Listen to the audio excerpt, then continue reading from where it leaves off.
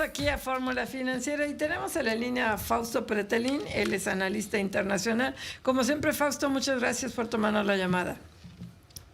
Mari Carmen, un gusto saludarte, buenas noches. Oye, buenas noches. Hola, Fausto. Buenas noches. Yo quería hablar de la muerte del líder de Hamas, lo que está pasando en el Medio Oriente, pero se está complicando tanto Venezuela que me gustaría empezar por Venezuela, porque hoy Anthony Blinken, ya oficialmente el Departamento de Estado de Estados Unidos no reconoce el triunfo de Maduro. ¿Esto qué implica? ¿Qué va a pasar? O sea, Maduro le va a hacer caso a Blinken para nada, ¿no? O sea, ¿qué va a pasar ahora?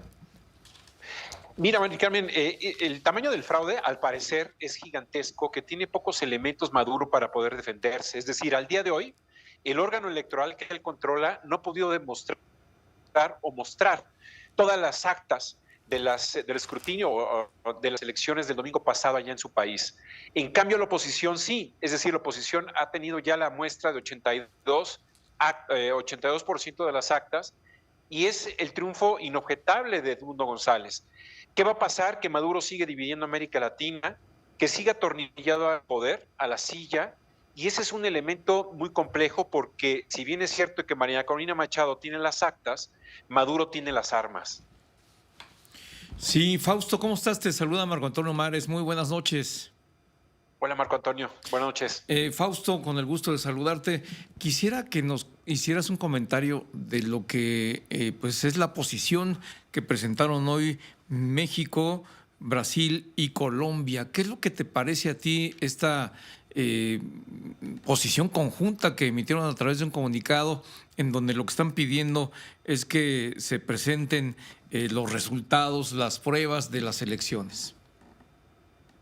Mira, es un trío de países que lo que busca quizás es negociar con Nicolás Maduro y tienen o presentan unos elementos quizás que a muchos países latinoamericanos no les gusta, ¿no? Es decir, son muy condescendientes con la dictadura, siguen confiando. Es un documento en donde hablan de que se tiene que resolver por las vías institucionales. Cuando las instituciones en Venezuela son cooptadas por un solo personaje, que es Nicolás Maduro, hay cierta ingenuidad en ese comunicado. Entiendo que México le ha ofrecido y ha negociado, inclusive antes de las elecciones, a Nicolás Maduro la protección, es decir, el refugio en caso de que decidiera salir de su país y venir a este país. Entonces es una posición timorata, es una posición que ya no refleja lo que pudo haber sido Nicolás Maduro hace 12 años y que de alguna forma ese documento, si lo hubieran presentado el lunes en la mañana, quizás se lo hubieran aplaudido a los tres países, pero presentarlo el jueves ya está a destiempo cuando el órgano electoral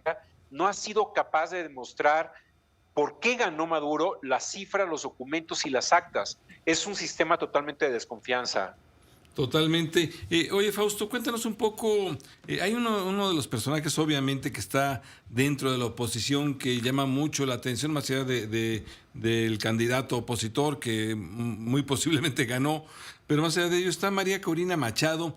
¿Quién es María Corina Machado? ¿Por qué es tan importante ahora? Ella incluso ha comentado que se está resguardando, que teme que la quieran encarcelar, en fin. Pero cuéntanos, María Corina Machado, ¿quién es? Mira, yo creo que el perfil más interesante de María Corina Machado, a diferencia de otros opositores, es que se quedó en Venezuela.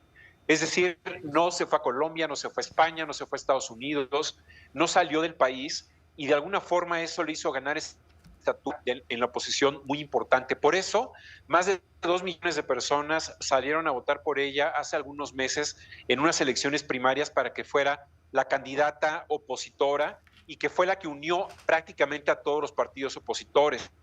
Ella viene de alguna manera desde hace ya 15 o 20 años haciendo campañas y perteneciendo a un partido político que en su momento fue el 20 Venezuela y que de alguna manera logró es de centro derecha, ese partido político, logró aglutinar a varias personalidades dentro de su partido, como Leopoldo López, y que de alguna manera sostuvo ciertas diferencias con otros opositores como Enrique Capriles. Estoy hablando de hace 12 años, cuando compitió contra Nicolás Maduro. Ella de alguna manera para Capriles y otros opositores resultaba ser muy radical, y quizás ese rasgo en su momento no la hizo tener, por ejemplo, rodearse de gran parte de la población venezolana de la oposición. Sin embargo, en los últimos años ha tenido una capacidad de liderazgo pocas veces visto, porque sí ha sido consistente y muchos venezolanos pues la admiran y es para ellos la verdadera candidata opositora, y no tanto Edmundo González, pero como tú bien sabes, ella fue inhabilitada por de Maduro. Oye, yo regreso al tema de Blinken de Estados Unidos. Ha estado, y además en pleno proceso electoral. ¿Qué puede hacer Estados Unidos? Bueno, ya de por sí tiene bloqueado a Venezuela, a ejercer todavía más sanciones económicas tipo Cuba. O sea, ¿hasta dónde puede llegar Estados Unidos? Tampoco va a invadir Venezuela, ¿no? ¿Qué es lo que puede hacer el gobierno de Biden? Mira, Mari Carmen, el gobierno de Biden está a punto de concluir, sí, y creo que esa es una apuesta también importante, porque Maduro no sabe lo que se va a enfrentar en caso de que llegara a ganar Donald Trump la presidencia. Podría ser mucho más duro y bueno, mucho más que Biden, ¿no? Biden relajó las sanciones financieras a raíz de la guerra en Ucrania por el tema energético. Creo que con esta decisión, a diferencia de Juan Guaidó, Edmundo González sí surge de las urnas. Juan Guaidó no surge de las urnas. Yo creo que se espera que varios países en América Latina, como Argentina, Uruguay, Chile, República Dominicana, vayan a reconocer la victoria de Edmundo González en las próximas horas. ¿Qué puede hacer mientras el ejército esté apoyando a Nicolás Maduro? No mucho. Fausto, que es un conflicto venezolano se ha convertido en un conflicto regional por las reacciones de los distintos países y organismos internacionales. ¿Cuáles son los escenarios que tú estás observando desde esta óptica? Mira, lo dices muy bien. Creo que si alguien divide a la región o ha dividido en los últimos años es Nicolás Maduro. El Grupo de Lima en su momento con Enrique Peña Nieto, con Macri allá en Argentina, formaron este grupo porque la OEA encalló en una asamblea que tuvo en Cancún, Quintana Roo, hace ya algunos años. Y creo que el Grupo de Lima trataba de invalidar lo que fue una contienda electoral muy dispareja, porque la oposición no se puso de acuerdo y trató pues de no hacerle caso a esa invitación de las elecciones. Por eso ganó Nicolás Maduro hace 6 años. Pero ahora la opción entró de lleno y se unió con María Corina Machado y Edmundo González. Esa sería la gran diferencia. La región sigue partida, sigue dividida. Lo vimos con la CELAC, cuando México ocupó la presencia pretémpore. No había acuerdos, no había de alguna manera negociaciones conjuntas.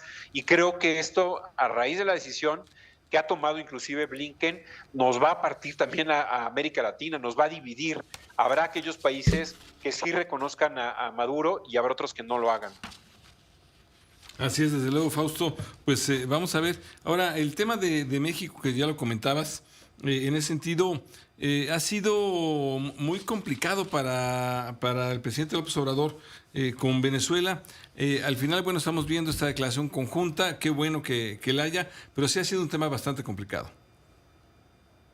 Ha sido complicado, José, porque de alguna manera, desde que López Obrador, el presidente de México, conoció la Cumbre de las Américas, mostró cierto desdén a lo que fue el gobierno del presidente Biden, particularmente en el área de América Latina. Es decir, tiene una inclinación el presidente de México por estos regímenes que no son democráticos, que son regímenes autoritarios y son pues dictaduras, hay que decirlo. A veces cuesta mucho en los medios de comunicación mencionar la palabra dictadura, pero eso es lo que ocurre en Nicaragua, en Cuba y en Venezuela. Y en ese sentido, pues creo que el perfil liberal que pudo haber tenido el presidente López Obrador hace 6 años, pues lo ha desaprovechado. ¿Por qué? Porque hemos tenido muchas fricciones con América Latina, 3 embajadores mexicanos declarados non gratos, y eso habla precisamente de que la diplomacia en México ha sido dogmática, no de Estado. Dogmática no puede ser una diplomacia. La diplomacia, por definición, debe de ser puentes que se hacen con todos los países, a excepción de aquellos que cometen violaciones de los derechos humanos, por supuesto. Vamos a ver. Creo que en este caso sí ha cometido grave error. Pues Fausto Petterini, te agradecemos mucho, como siempre. Fausto, muchas gracias. Vamos a ver gracias, si mejora Fausto. en algo en el próximo sexenio, pero muchísimas gracias, Fausto. Buenas noches a los 3. Hasta luego. Pepe y usted ya nos vamos. Adiós, Mari Carmen Cortés, hasta mañana.